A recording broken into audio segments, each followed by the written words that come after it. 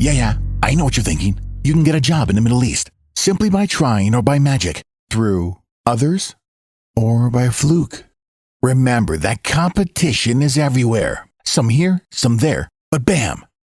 Loy Machedo is the best.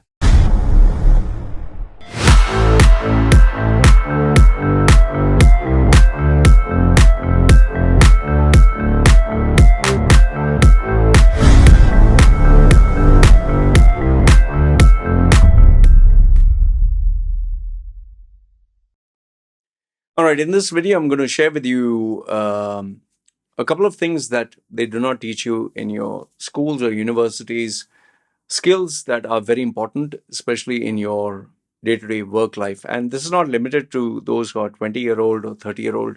It is, across the board.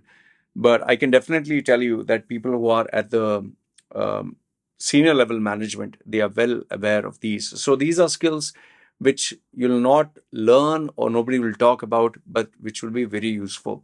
Feel free to comment down below and let me know your thoughts.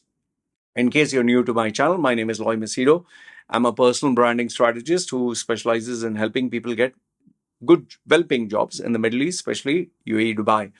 And people book my coaching or mentoring or consultation for personal, professional problems or challenges they have. More details in the description. So now I've just put five. And you can tell me which one do you think stands out. See, the first one is, where your degree is concerned. It is like you memorize theory or you memorize technical knowledge and you qualify yourself by getting this sheet of paper that says, yes, he has completed this degree or this master's. But now the problem is, fine, you have this master's degree and you have this degree, whatever. How are you going to put it to use? Because obviously you need a job. You need to apply for it. Those skills nobody teaches you, interview skills or communication or marketing. So the first one that I feel is the most paramount is knowing how to deal with your boss, knowing how to analyze your boss, knowing how to manage your boss.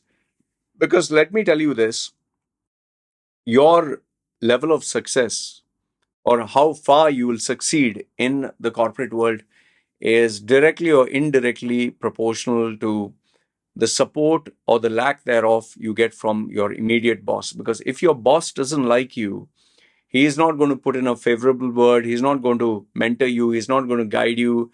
In fact, he might even make life miserable for you. He might make your existence in the office. You might hate your very job, especially if your boss is very insecure, or especially if your boss is one of those old timers who has got this job because of by virtue of his age or contacts, whatever. And it can really suck out the energy, from your life. You'll feel like, life is not worth living because, you spend the majority of your day, right, under your boss. So you need to know, one is how to analyze your boss, how to know which buttons to press, the good, bad, ugly. You need to be able to read your boss. You must know how to manage your boss. And yes, whether you agree, disagree, you need to know how to play the manipulative game of getting what you want out of your boss. Whether it is faking it or whether it's real, that's up to you. Because remember, your ability to succeed in the corporate world is your boss. That is number one. Number two, now this one, almost everybody will agree with me. You can't choose your colleagues. You're just put there with your colleagues. And majority of the times, we don't like our colleagues. Your colleagues earn more or less same like you. Performance depends. Some will be very good, some will be very bad. But their personalities you may not like. You might actually clash with them. You might actually, be very friendly, but, deep down you're like, I can't trust this guy. And I think the biggest curse is if you have a colleague who you really do not like, there is that invisible tension between both of you. You both can't stand each other, but you both are acting like, hey, how are you? And everyone knows that you hate each other. So the second one is how to deal with your colleagues. Now, obviously, you can't make everyone like you, and not everyone can make you like them. So the only answer over here is how do you manage them? And one of the top solutions I've found where dealing with colleagues is concerned is the less interaction you have with them, the lesser the headache. So it's always get busy with work, put your head down and work. But I think the toughest part is, especially if you have a snoopy or nosy or gossipy colleague or someone who is very friendly with the boss and is in the boss's good books, and then that makes your life miserable. Okay. And I personally know a lot of people who have actually left the organization or asked for a transfer because of colleagues. So colleagues can be a massive headache, man. And especially if you're very selective of the people you hang around with and having stupid colleagues here. The third one, this one I think is a skill that can be learned, but you need someone to help you nurture it. And that is communication, but not communication as in talking, communication as in selling, knowing how to sell yourself. Trust me when I say this, it's relatively easy to sell a product or a service, but it's very, very hard to sell yourself. People find it very hard to sell and market themselves. Some literally are like, they don't know how to do it. So if you know how to sell yourself to others, that is one of the biggest blessings you can have. And by selling yourself, it is not like constant advertising, hey, I'm great, hey, I'm number one, hey, look at me. That way you'll make more enemies.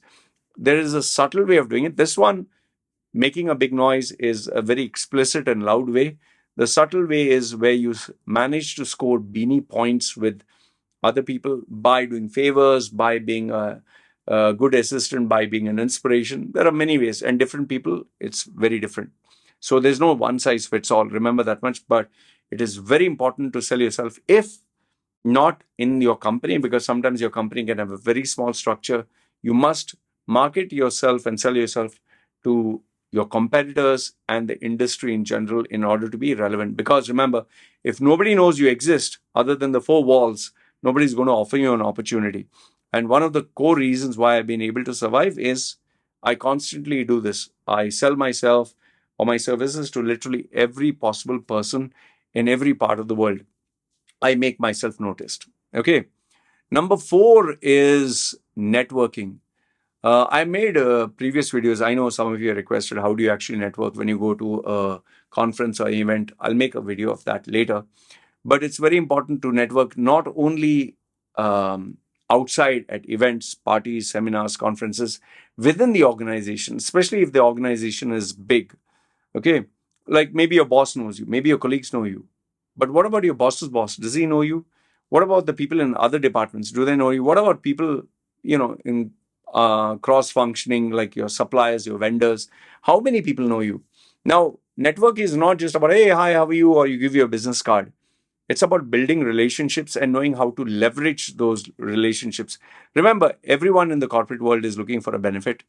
They are looking at what can I get maximum out of you. You're looking what can I get maximum out of them. Most of the relationships are fake because they're looking at each other's benefit. If you're of no benefit to anyone, nobody's bothered. So you need to know how to leverage and take advantage of what you have and use it to your benefit. And networking is very, very important there. Because remember, when the chopping block comes, when the axe comes to lose jobs, nobody's going to inform you. And when that happens, then it becomes a bit too late to start networking then. So make sure that you network effectively and maintain those relationships. And last, if not the least, this is one thing they never teach you in colleges and schools, is the subtle art of bullshitting. Now, don't get me wrong. Okay. I'm not saying, I'm not telling you what the internet marketers are telling you, like give fake stories. Like many people do this, expensive car. And then you get these guys from the West, so-called influencers who will buy Givenchy bags and all expensive brands, and they show it, which actually is fake, or they show you like cash, like dollar, this thing, cash bills, but you can get it from Amazon. It's fake. Or people show you sitting on a private jet, which is for rent, or they sit with some of the girls who just take a photograph and they try to show you an expensive life. Or Instagram, Instagram models do this. They go for a holiday. Like they'll literally walk into the 5-star area, take a photograph there, and then they go normal. Even some influencers have been caught. They're traveling economy class, but they go first class, just sit, just take a photograph, take a video, and immediately rush back. So I'm not telling you to do that. By bullshitting, what I mean is you need to know where to draw the fine line. Like I know what you'll, if your brain is working really fast, you'll say, that means, Loy, do you bullshit? Yes, I do bullshit, but I'm very careful what I bullshit, how much I bullshit, with whom I bullshit, and why do I bullshit. And if you ask me why or what exactly, I don't think I can give you the tricks of the trade. I do give my clients and I teach my clients how to do it, but I'm not going to give it on YouTube so that you can get free content and you can do whatever you want, because this is slightly sensitive. It's not that I'm insecure, but it's slightly sensitive, and it all depends how you use it or know how to use it. Like I'll give you a small example where it can be a double-edged sword. Uh, uh, a female who I personally know, she tried to portray what she was not to this guy who was, rich and successful and powerful. And she tried to show that she was very open minded and thinking. And then obviously the guy, showered her with gifts and met her. But then obviously, if he gives her something, he wants something in return. So, and because he's rich and powerful, he forced himself sexually on her that day when he was drinking. And she felt molested, and, it was not rape, but she was crying about it. She shared. I told her, then why are you trying to portray that you're so open-minded and all that? She was like, yeah, other people are doing it. Yeah, other people are doing it, but do you know the risks? So what I'm trying to tell you is there's a certain degree of risks. So that is why I just have to be very careful. And many of the people who watch my content are college-going youngsters. I don't want to give them the wrong advice which they can use in the wrong way. So even if I give you advice which can be controversial, I evaluate the person who I'm giving it to. And I do this exclusively with my clients because I care about them. Yes, there are people who are close to me who are not my clients. I guide them. But remember, there's no one size fits all. So the subtle art of bullshitting is required. And trust me when I say this, every politician, every celebrity, every successful person, everyone does it. Even your own maybe loved ones do it with you, and you might not know until it's maybe a duration of time. So these are the 5 things: dealing with your boss, dealing with your colleagues, knowing how to sell yourself, networking, and finally the subtle art of bullshitting. So these are the 5 things that I feel they don't teach you in colleges, which is very important in the corporate world, which will really help you. And why do I say corporate world? Because this is the major area where you spend the maximum time of your life. So let me know if out of these 5, which one do you think stood out? Do you agree, disagree? And feel free to add your bit of wisdom. Maybe sometimes what you share can be of great value to somebody else. Good, bad, ugly. Feel free, comment down below. This is me signing off. You guys take care.